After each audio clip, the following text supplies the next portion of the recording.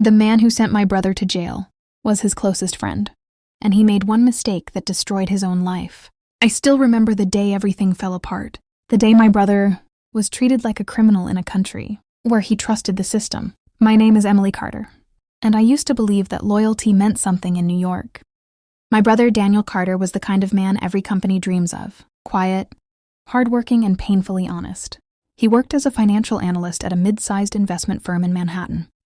Not rich, not famous, just trying to build a stable life. And then there was him, Ryan Mitchell, my brother's so-called best friend at work. The kind of guy who always knew what to say, always brought coffee, always laughed at the right moments. Everyone liked him. That was the problem, because people like that never get questioned. I met Ryan a few times at company gatherings. He would smile, joke, even call my brother his brother from another mother. Looking back now, I realized something disgusting. The closer he acted, the deeper he was digging the hole. It started with a fraud alert inside the company. Small irregular transfers. Internal audit flagged Daniel's account. Within 48 hours, everything collapsed. HR called him in. Security escorted him out like a criminal. His badge taken. His laptop seized. No explanation that made sense. That night, Daniel came home and just sat on the kitchen floor. He didn't cry. He didn't even speak for almost an hour. Then he finally said, "I didn't do this. Someone used my identity." But in New York corporate systems, truth doesn't matter as much as logs, IP addresses, and paper trails. And every trail pointed at him. Police got involved. The bank froze accounts. His name started circulating in internal emails as suspected fraud. And the worst part? Ryan was the one comforting him. "I know this is a mistake, bro. We'll fix it together," he said, patting Daniel's shoulder like a saint. I wanted to believe him too, until I noticed something strange. That same night Daniel's account got flagged. Ryan had accessed the internal system 3 times after office hours. 3 times he wasn't supposed to be there. When I asked Daniel, he defended him instantly. Don't overthink it. Ryan helped me set up half those systems. He's trying to help." That was the moment I realized something terrifying. My brother wasn't just framed. He was being guided into trusting the person destroying him.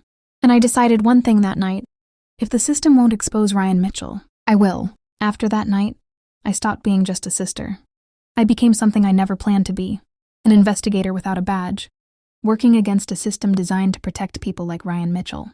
Daniel didn't even know I started digging. He was already breaking in ways he couldn't hide anymore. His phone stopped ringing. His friends from work disappeared. Even his confidence gone. It was like watching someone slowly get erased while still standing in front of you. And Ryan? He was still there. Still supporting him. Still showing up like a loyal friend. That's what made me sick the most. I started where most people would never think to look. Internal access logs from Daniel's company. I had a friend in IT, Sophie, who owed me a favor from college. I didn't tell her the full truth. I just said I needed to understand what went wrong in my brother's case. She hesitated, but she helped. And that's when I saw the first crack. Daniel's credentials had been used, but not from his usual device. Same login, same password, but different IP addresses, late-night access, weekend transfers, offshore routing through a VPN server in Chicago. But there was a pattern. Every suspicious activity always happened within 15 minutes of Ryan Mitchell logging into the system. It wasn't random. It was coordinated. My hands were shaking when I saw it, because this wasn't just framing someone. This was precision. Ryan wasn't just stealing money. He was building a ghost around Daniel's identity. But I still didn't have enough proof. Not for police, not for the company, not for anyone who would actually listen. Then came the mistake. Ryan got comfortable. One Friday night, he logged into the system from his personal laptop instead of the secured company device. Just once. That was enough. Sophie managed to trace a shadow session, running in parallel, something he forgot to disconnect. Inside it, I found encrypted files labeled under a harmless name, D. Carter Audit Prep. But inside those files wasn't audit prep. It was a complete map of fake transactions, all routed through Daniel's employee ID. And at the bottom of one document, a note. Just one line. Once Carter is removed, risk drops by 70%. Removed. Not fired. Not investigated. Removed. I didn't sleep that night. I just kept staring at those words. Because now it wasn't just about fraud anymore. It was about intention. And Ryan Mitchell had clearly decided my brother was disposable. The next morning, I called Daniel and told him one thing. Don't trust him anymore. Not even a second. Daniel stayed silent for a long time. Then he said something I'll never forget.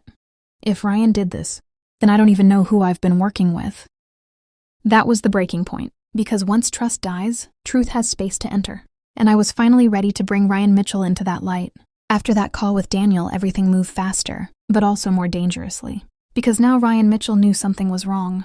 People like him don't panic openly. They adjust. They cover tracks. And if needed, they destroy the last remaining pieces of evidence before anyone can connect the dots. I had maybe a few days, if I was lucky. Sophie helped me extract everything we needed.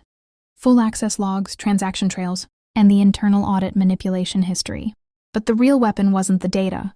It was timing. If we released it wrong, Ryan would bury it under legal noise and corporate lawyers. If we released it too late, Daniel would already be permanently labeled as the fraud. So I waited for the one moment Ryan thought he was safe, the quarterly board review. That day, executives from the company gathered in a glass conference room, overlooking Manhattan. PowerPoint slides, financial summaries, clean presentations hiding messy truths. Ryan was there too, smiling, calm, confident, because according to him, Daniel Carter was already finished. I was outside that building, holding a USB drive that could either save my brother or destroy both of us if it failed. Sophie was inside, connected to the system remotely. The moment the CFO started presenting internal fraud resolution cases, I gave the signal. And everything changed. On the main screen behind the executives, the presentation shifted. At first they thought it was a glitch. Then the files opened, one by one, login logs, IP traces, after-hours system access. And then the most damaging part? Ryan Mitchell's personal device fingerprints, linked directly to every transaction pinned on Daniel. The room went silent. I remember seeing Ryan's face change for the first time. Not fear, calculation, because even then, he was trying to think his way out. One of the board members stood up. "Who authorized this feed?" Sophie's voice came through the speakers. "No one. It was already inside your system. We just stopped hiding it." Security moved toward Ryan. He didn't run. He just looked at Daniel, who had been invited to the meeting last minute, still confused, still broken. Ryan finally spoke. "You really think I did this alone?" That line hit differently, because even now, he was trying to spread the blame. But it didn't matter anymore. Within 48 hours, federal investigators were involved. Ryan's accounts were frozen, offshore transfers uncovered, multiple shell identities exposed, and for the first time in months, Daniel's name started to clear. But here's the part nobody talks about. Justice doesn't feel like movies. There was no celebration, no music, no perfect ending, just silence. Daniel sitting in our apartment, staring at a letter that said his case was under correction review. He looked at me and said, "If you didn't do this, I would have lost everything." And I told him the truth. You didn't lose everything. You just trusted the wrong person. Outside, Manhattan kept moving like nothing happened. But for us, something irreversible had changed. Because Ryan Mitchell didn't just destroy a career. He proved how easily trust can be weaponized. And how far someone will go when they believe no one is watching.